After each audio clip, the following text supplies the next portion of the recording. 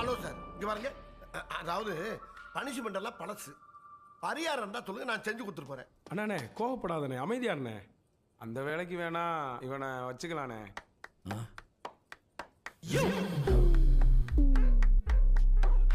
கரெக்டா இருப்பானா? கரெக்டா இருப்பாண்ணே. ஆமாண்ணே.